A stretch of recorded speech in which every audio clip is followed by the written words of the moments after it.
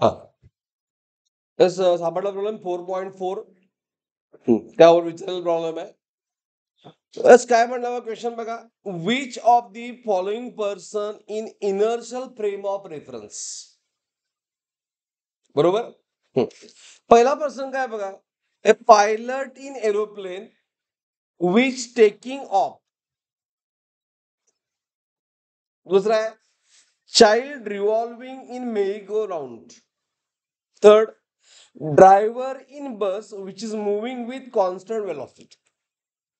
And D, a man in train which slowing down to stop. हा मग inertial frame of reference and non inertial frame of reference difference काय.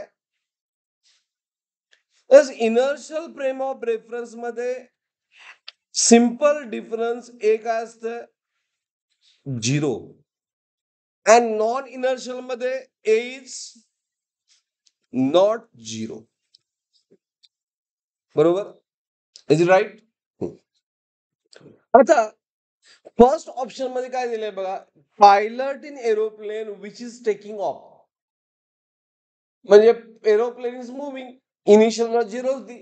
Final velocity काहीतरी येणार त्याला taking ऑफच्या वेळी रेस्टला take off होत नाही.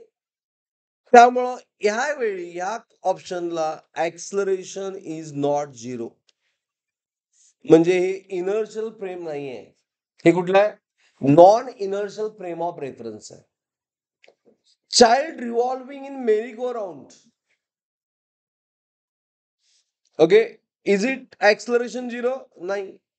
त्या मेरी गो राउंडचं ऍक्सलरेशन त्या चाइल्डला येणार. त्यामुळे इट इज सर्क्युलर मोशनचा आहे. यावर centrifugal force centrifugal force pseudo force act होतो. त्यामुळे हे सुद्धा non inertial frame of reference आहे. A driver in bus which is moving at constant velocity. हे काय होणार. प्लस ह्यासाठी व्हेरी गुड. यासाठी ऍक्सलरेशन काय असणार. व्ही कॉन्स्टंट म्हणजे ए काय झिरो. व्ही कॉन्स्टंट म्हणजे ए झिरो. म्हणजे it is in inertial frame of reference. And man in train with slowing down म्हणजे रिटार्डेशन आहे. रिटार्डेशन म्हणजे ऍक्सलरेशन झिरो नव्हे. Acceleration is not zero.